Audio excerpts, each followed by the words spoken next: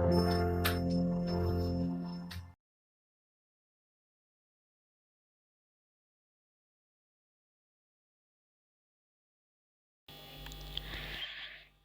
Friends, welcome back to my YouTube channel study art hub. So friends, आज discuss करने वाली हूँ दिसंबर 2019 question paper. Even अगर आप चैनल पर न्यू है तो मैं आपको इन्फॉर्म करना चाहती हूँ कि अभी तक जितने भी एग्जाम्स हो चुके हैं regarding to JRF visual art previous year questions paper के वीडियोस की लिंक आपको डिस्क्रिप्शन बॉक्स में मिल जाएगी। प्लेलिस्ट का नेम है जेआरएफ विजुअल आर्ट, ज़रूर देखिएगा, इंपॉर्टेंट है। इवन मैंने सिलेबस के बारे में भी प्रॉपर एक्सप्लेन किए हैं कि कौन कौन से टॉपिक्स ऐसे हैं जो स्कोरिंग मार्क्स हैं। सिलेबस को भी ज़रूर देख लीजिएगा। जेआरएफ प्लेलिस्ट में ही सिलेबस और प्रीवियस ईयर क्वेश्चंस पेपर आपको मिल जाएंगे। चलिए स्टार्ट करते हैं। क्वेश्चन फर्स्ट स्क्रीन पर है, बड़ी संख्या में प्रागैतिहासिक चित्र पाए जाते हैं, कहाँ पर पाए जाते हैं? एमपी, मध्य प्रदेश में। प्री हिस्टोरिक एज से रिलेटेड मैंने इंपॉर्टेंट नोट्स अपलोडेड किए हैं अपने ही चैनल पर, वीडियो ज़रूर देखिएगा, मोस्ट इंपॉर्टेंट है। अगर आपने कम्प्लीटली वो वीडियोस देख लेंगे देन आपको कहीं से भी कोई कंटेंट पढ़ने की ज़रूरत नहीं पड़ेगी, शॉर्ट और इम्पॉर्टेंट नोट्स हैं। नेक्स्ट है चित्रकार जिसे घनवाद का जनक कहा जाता है, फादर ऑफ क्यूबिज्म आर्टिस्ट कहे जाते हैं पैब्लो पिकासो एंड जॉर्ज ब्रॉग। घनवाद जिसे इंग्लिश में बोलते हैं क्यूबिज्म। क्यूबिज्म आर्ट मूवमेंट के बारे में थोड़ा सा मैं एक्सप्लेन कर देती हूँ। क्यूबिज्म आर्ट मूवमेंट स्टार्ट हुआ था 1907 में। 1925 तक ये आर्ट मूवमेंट एक्सप्लोर हुआ था पेरिस, फ्रांस में। ठीक है, याद रखना है कहाँ पे एक्सप्लोर हुआ था, पेरिस, फ्रांस में, जिसके जन्मदाता कहे जाते हैं Pablo Picasso. Pablo Picasso founder जन्मदाता कहे जाते हैं। अदर आर्टिस्ट हैं जॉर्ज ब्रॉक, फर्नालेजे, हैन ग्रेस। 1912 ईस्वी में यहाँ पर कोलाज का खोज हुआ था। अभी मैं 2 डेज एगो, 2 दिन पहले ही लास्ट क्लास 7 PM वाली क्लासेस में मैंने डिस्कस भी किया है क्यूबिज्म आर्ट मूवमेंट के बारे में। इवन अगर आप नेट जेआरएफ या फिर टीजीटी पीजीटी की प्रिपरेशन कर रहे हैं तो आप मेरी 7 PM वाली क्लासेस ज़रूर अटेंड किया करें। मोस्ट इंपॉर्टेंट बुक के बारे में मैं एक्सप्लेन कर रही हूँ। नेक्स्ट देखिए, नेक्स्ट है पद्मपाणि बोधिसत्व। पद्मपाणि बोधिसत्व की मूर्ति चित्र है, फ्रेस्को में बनाई गई चित्र अजंता से मिली है। पद्मपाणि बोधिसत्व केव नंबर 1 की है। पिकासो का प्रसिद्ध चित्र कौन सा रहा था? गुर्निका। गुर्निका बहुत फेमस है, 1937 में पैब्लो पिकासो ने रेडी किए थे और उनका मीडियम था ऑयल ऑन कैनवस। ठीक है, ऑयल ऑन कैनवस में रेडी किए थे Pablo Picasso. Spanish world war को रिप्रेजेंट किया गया है इसमें। भारत में प्रदर्शित सबसे पहला अखबार कौन सा रहा था? बंगाल गजट। टाइम क्या रहा है? 1780। ठीक है, ये टाइम ड्यूरेशन था। एक एक करके फिल्मांकन करके वस्तु को जीवित बनाता है एनिमेशन। पत्र पत्रिकाओं में सर्कुलेशन शब्द का अर्थ होता है सर्कुलेशन, मुद्रित प्रतियों की संख्या को बोलते हैं सर्कुलेशन, जैसे सर्कुलेट करना। ठीक है, that is called eight circulation. कांस्य से सम्मिश्रण है तांबा, जस्ता और टीन। 90% कॉपर, 7% जिंक और 3% टीन। ये अनुपात पूछा भी जाता है एग्जाम में। लेआउट जो माप, रंग, संगति और बारीकी जरूरी माहिती के साथ आखिरी डिजाइन जैसे दिखाई देता है उसे बोलते हैं कॉम्प्रिहेंसिव। जैसे बोलते नहीं कॉम्प्रिहेंस कर लो, that is called it comprehensive. शिल्पकार है प्रदोष दास गुप्ता, एक फेमस स्कल्प्टर आर्टिस्ट है। 1912 में इनका जन्म हुआ था और 1943 में इन्होंने एक ग्रुप का इन्वेंशन किया, कोलकाता ग्रुप। कोलकाता ग्रुप के फाउंडर जन्मदाता कहे जाते हैं। रामकिंकर बैच का संथाल फैमिली सर्वप्रथम इससे बनाया गया था। संथाल फैमिली मृणमयी टेराकोटा से। देखिए जो स्टार्टिंग का इन्होंने वर्क बनाए हैं वो नो डाउट टेराकोटा में बनाए थे, फिर बाद में सीमेंट, कंक्रीट वगैरह को यूज करके वर्क को इन्हेंस किए थे। नेक्स्ट क्वेश्चन देखिए, मूर्तिकार एवं शिल्प व्यक्त शिल्प दोनों के लिए जाने जाते थे सोमनाथ होर। सोमनाथ होर एक फेमस आर्टिस्ट भी थे और प्रिंट मेकर भी रहे हैं। इवन स्कल्प्टर आर्टिस्ट भी थे। इन्होंने पेपर पल्प का इन्वेंशन किया। पेपर पल्प एक प्रिंट मेकिंग की टेक्निक है, उसके फाउंडर जन्मदाता कहे जाते हैं सोमनाथ होर। इन्होंने पेपर पल्प में वुड श्रृंखला बनाए थे। काफी बार पूछा गया कि वुड श्रृंखला किसकी है? सोमनाथ होर की। रबर पॉलीमर का इस्तेमाल होता है हेलियोरिफिक में। अम्ल के ताजा द्रव का जब निकास होता है तब वह तब्दील हो जाता है चेंजेस हो जाते हैं किसमें, येलो कलर्स में। छापा कला अम्ल एक महत्वपूर्ण घटक होता है एचिंग अम्लांकन में। ठीक है, अम्लांकन में, एचिंग में, प्रिंट मेकिंग में किसका यूज करते हैं, एसिड का यूज करते हैं, अम्ल का। छापा कला में गीला कागज इस्तेमाल होता है, डैम पेपर का यूज करते हैं ऑफसेट प्रिंटिंग में। गीला कागज, ठीक है, और डैम पेपर का इंटेग्लियो में करते हैं। आर्ट एंड इल्यूजन बहुत फेमस रहा था गॉम्ब्रिज का, काफी बार पूछा गया क्वेश्चन है ये वाला।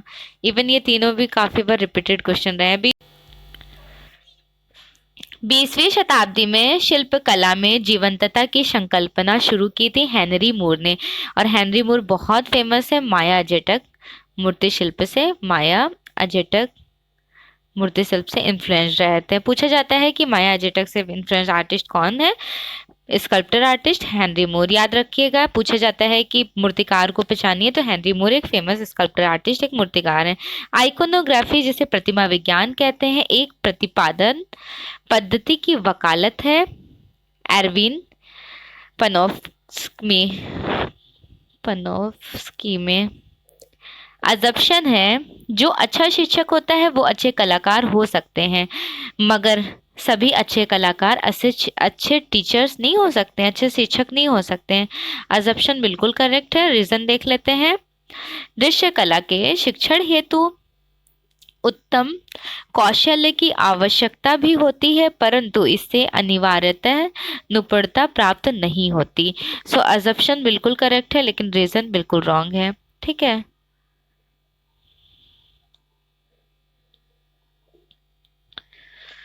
अभिकथन है, अपनी सशक्त पारंपरिक पृष्ठभूमि तथा सांस्कृतिक विरासत के कारण भारतीय जनजाति कला सशक्त है। अजम्पशन बिल्कुल करेक्ट है। कारण देख लेते हैं। अपनी टेक्निक उत्कृष्टता तथा सांस्कृतिक विरासत के कारण भारतीय जनजातीय कला सशक्त है। So here both are correct, दोनों सही है। प्रचार प्रमोशन एक अच्छा अप्रत्यक्ष रूप है। देखिए अजम्पशन बिल्कुल करेक्ट है। जो प्रचार प्रमोशन होता है एक अच्छा अप्रत्यक्ष, इनडायरेक्टली वे में कर सकते हैं। कारण है, संचार क्रियाकलापों तथा किसी विक्रेता द्वारा अपने उत्पादों को खरीदने हेतु खरीदारों को प्रवृत्त करने के प्रयासों से प्रमोशन का संबंध नहीं है। तो अजम्पशन बिल्कुल करेक्ट है, लेकिन रीजन करेक्ट नहीं है।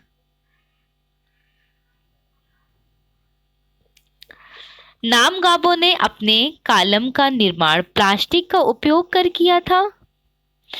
नामगाबोज ने तो ऐसा नहीं है कि प्लास्टिक का यूज करके अपना उपयोग किए थे शिल्पों का, तो ये तो रॉन्ग हो जाएगा। कारण देख लेते हैं। क्योंकि उसने एक दृश्य गुणवत्ता पारदर्शिता के साथ प्रयोग किया जो शिल्प कला में पहले कभी नहीं थी। So here both are incorrect, दोनों ही गलत है। ऐसा तो नहीं था ना कि उन्होंने यूज किया फर्स्ट टाइम, इससे पहले कभी भी नहीं हुई है शिल्पकला में। इटालियन धातु ढलाई प्रक्रिया में धातु के बेहतर प्रवाह हेतु ढांचे को ठंडा रखना पड़ता है। अजम्पशन बिल्कुल करेक्ट है। ठीक है, जब इटालियन धातु जिसे बोलते हैं लॉस्ट वैक्स प्रोसेस वगैरह, ये जो ब्रॉन्ज कास्टिंग करते हैं, इसमें इटालियन धातु ढलाई में धातु को बेहतर प्रवाह हेतु ढांचे को ठंडा रखना पड़ता है। ठीक है, कारण देख लेते हैं। देसी तथा इटालियन धातु ढलाई प्रक्रिया में धातु को उड़ेलने के पहले सांचे को ठंडा करना पड़ता है। सो देखिए यहाँ पे अजम्पशन तो बिल्कुल करेक्ट है, बट रीजन रॉन्ग है। So here first is correct and another is incorrect.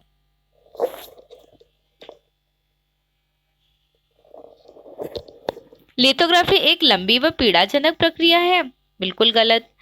कलाकार लिथोग्राफी को काम करने की आसान प्रक्रिया मानते हैं। सो हियर अजम्पशंस तो बिल्कुल रॉन्ग है, गलत है। रीजन सही है। अब इसके बारे में मैं थोड़ा एक्सप्लेन कर देती हूँ। 1798 के टाइम ड्यूरेशन में सर सेनेफेल्डर ने लिथोग्राफी का इन्वेंशन किए थे। ये इसकी हिस्ट्री रही थी। कब, कहाँ, जर्मन में 1798 में। अब बेस्ड स्टोन माना जाता है बाबेरिया का चूना पत्थर। बाबेरिया का चूना पत्थर कहाँ से, जर्मन से। 3 टाइप्स के स्टोन होते हैं, like yellow stone, blue stone और ग्रेस स्टोन। तो बेस्ड स्टोन माना जाता है ब्लू स्टोन को लिथोग्राफी में वर्क करने के लिए।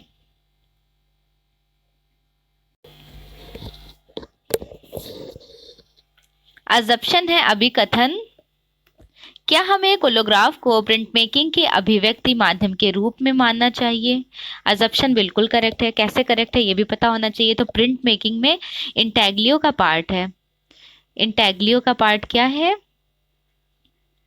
इंटेग्लियो का पार्ट है कोलोग्राफी। मैं थोड़ा हिस्ट्री बता देती हूँ। There are 4 type of print making. First is relief, intaglio, planography and serigraphy. There are only 4। ठीक है, ये ओनली 4 पार्ट्स होते हैं प्रिंट मेकिंग में, जिनमें से रिलीफ के बारे में बात कर लेते हैं। तो रिलीफ में आ जाता है लिनो कट और वुड कट। सेकंड है intaglio. Intaglio in 7 process like plate engraving, dry point, etching, aquatint, mezzotint, viscosity and collagraphy. Third is planography, जिसे लिथोग्राफी इंक्लूड हो जाता है, और oleography. Fourth is serigraphy, silk screen. तो देखिए, ये जो कोलोग्राफी पार्ट है ये इंटेग्लियो का पार्ट है। ठीक है, जो ये 7 प्रोसेस हैं इनमें इंटेग्लियो का पार्ट है। इंटेग्लियो का पार्ट कोलोग्राफी है। जैसे हिस्ट्री में थोड़ा बता देती हूँ, आप चाहें तो नोट डाउन कर लें। ये शॉर्ट नोट्स मेरे हैं लेकिन बहुत ही इन्फॉर्मेटिव हैं, आपके एग्जाम टाइम में बहुत हेल्प करेंगे। देखिए, प्लेट इंग्रेविंग का जो टाइम है वो 1430 कहा जाता है, जर्मन में शुरू हुआ था। सेकंड, ड्राई पॉइंट की बात कर लेते हैं। तो ड्राई पॉइंट पुस्तकालय के मालिक के द्वारा शुरू हुआ है, 1480 इसकी हिस्ट्री रही है। नेक्स्ट है एचिंग, अम्लांकन जिसे कहते हैं। यूरोप में अम्लांकन की शुरुआत हुई है 1515 में। इंडिया में मुकुल चंद्र डे को फाउंडर कहा जाता है। इवन इनसे पहले डेनियल विल्सन ने भी एचिंग अम्लांकन में काम किए हैं। एक्वाटिंट, ठीक है, एक्वाटिंट के बारे में बात कर लेते हैं। तो 1768 इसकी हिस्ट्री है। 1768 में फ्रेंच के रहने वाले जीन बैप्टिस्ट लीप्रिंस इसके फाउंडर कहे जाते हैं। नेक्स्ट है मेजोटिंट। मेजोटिंट का टाइम है 1642, इसके फाउंडर कहे जाते हैं लुडविग। नेक्स्ट कोलोग्राफी। कोलोग्राफी का टाइम है 1955, जगमोहन चोपड़ा फाउंडर कहे जाते हैं। और यूरोप में शुरू किए थे ग्लेन अल्पस। नोट डाउन कर लें, ग्लेन अल्पस। कोलोग्राफी की हिस्ट्री है कि ग्लेन अल्पस ने यूरोप में स्टार्टिंग की और इंडिया में 1955 में, ये कहा जाता है कि 1955 में शुरू हो गया था। इंडिया में जगमोहन चोपड़ा को फाउंडर कहा जाता है। नेक्स्ट है विस्कोसिटी। 1955 की हिस्ट्री रही है विस्कोसिटी की। इससे पहले 1926 में सर विलियम हेथर ने इसे इवेल्युएट किए थे, उसके बाद एक्सप्लोर किए थे 1950 में। कृष्णा रेड्डी ने पेरिस में जाकर एजुकेशन लिए थे ना विलियम हेथर से। सो ये इनकी हिस्ट्री रही थी, जिनमें से अभी कोलोग्राफी के बारे में डिस्कस कर लेते हैं। ये हमने जो बताए हैं आपको ये बहुत ज़्यादा इंपॉर्टेंट है। मैंने सारे कंटेंट को कंपोज किया, नेट जेआरएफ का सिलेबस, इवन उसके साथ ही साथ जितने भी क्वेश्चंस एग्जाम में पुटअप किए गए थे तो उनके शॉर्ट नोट्स रहे हैं। चलिए नेक्स्ट देख लीजिए। पहला तो बिल्कुल करेक्ट है। दूसरा पूछा जा रहा है, क्या हमें कोलोग्राफ को प्रिंटिंग के अभिव्यक्ति माध्यम के रूप में मानना चाहिए? क्यों मानना चाहिए प्रिंटिंग के? क्योंकि ये कोई प्रिंटिंग नहीं है, ये प्रिंट मेकिंग है। सो अजम्पशन बिल्कुल करेक्ट है बट रीजन रॉन्ग है। नेक्स्ट देख लेते हैं। प्रारंभिक ऐतिहासिक काल की कला में चित्रात्मक प्रथाएं भूगोलपरक सांस्कृतिक पक्ष क्षेत्रों के अनुसार एकीकृत होती थी।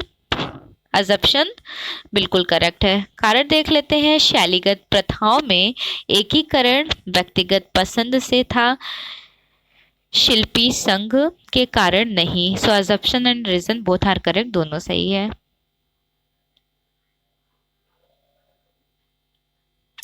स्मारकों के कारण स्मारकों के निर्माण में संरक्षण एक महत्वपूर्ण पहलू था, परंतु नवीन डिजाइनों को शामिल करने में यह कभी बंधक या बांधक नहीं बना। कारण है डिजाइनों तथा मूल भाषाओं के चयन में संरक्षण अत्यंत प्रभावशील रहा।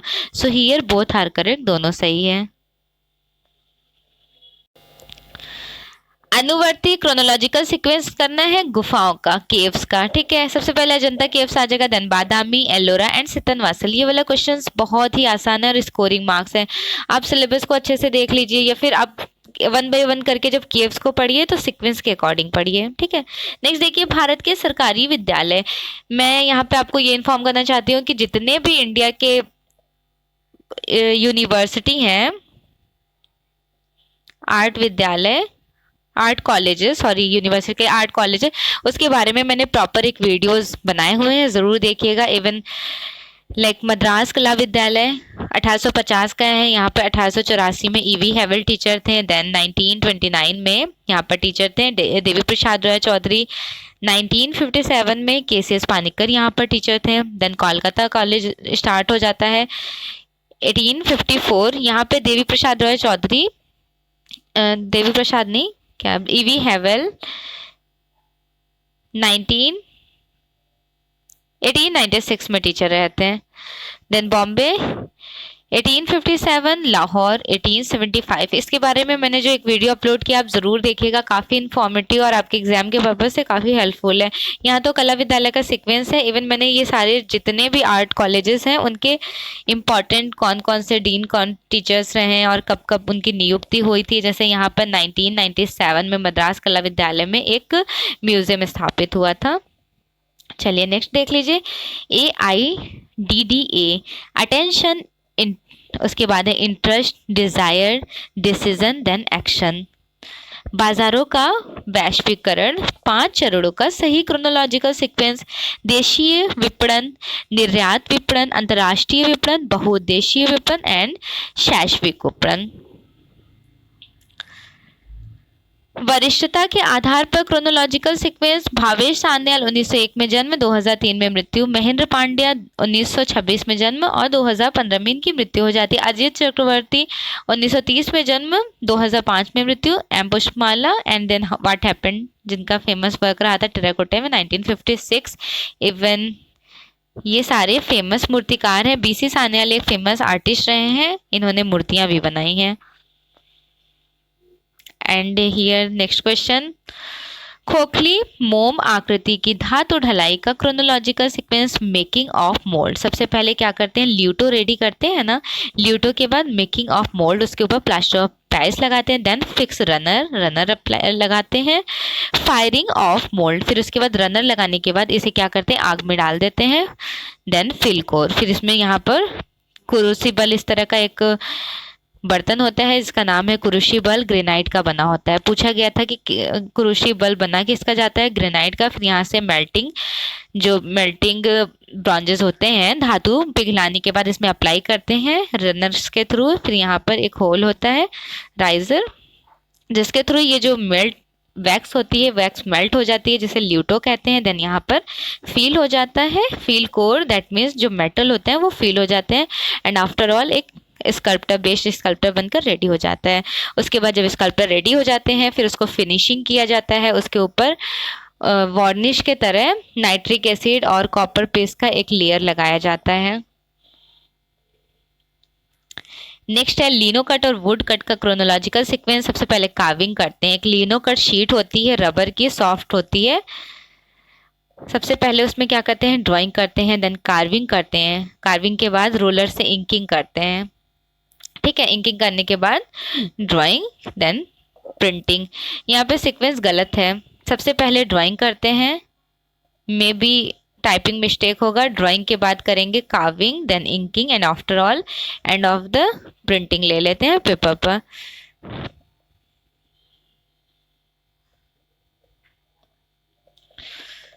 कलाकारों का क्रोनोलॉजिकल सीक्वेंस अरेंज करना है। सबसे पहले मैंटेग्ना 1431 में जन्म, 1506 में मृत्यु।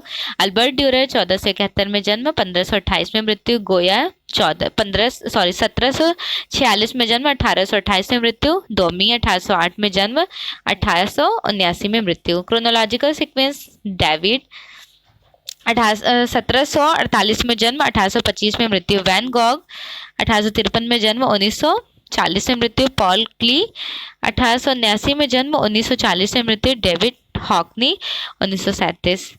बंगाल स्कूल, अवनीनाथ टैगोर कब टीचर बने थे, 1905 में, और कब तक टीचर थे, 1950।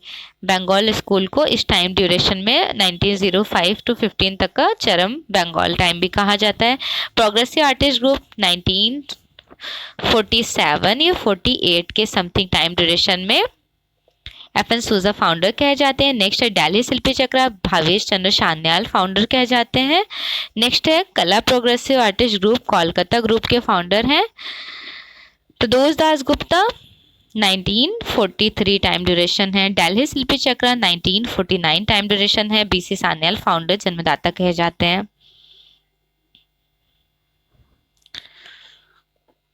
श्रव्य दृश्य like visualization and audio, like आप विजुअलाइज भी कर रहे हैं और ऑडियो वो किस में देखने को मिल जाएगा, टेलीविजन में, और विजुअलाइज करते हैं पोस्टर्स के थ्रू, दृश्य से देखते हैं। श्रव्य सिर्फ सुनते हैं जिंगल के थ्रू, और शाब्दिक वर्बल जो है वो फोन के थ्रू।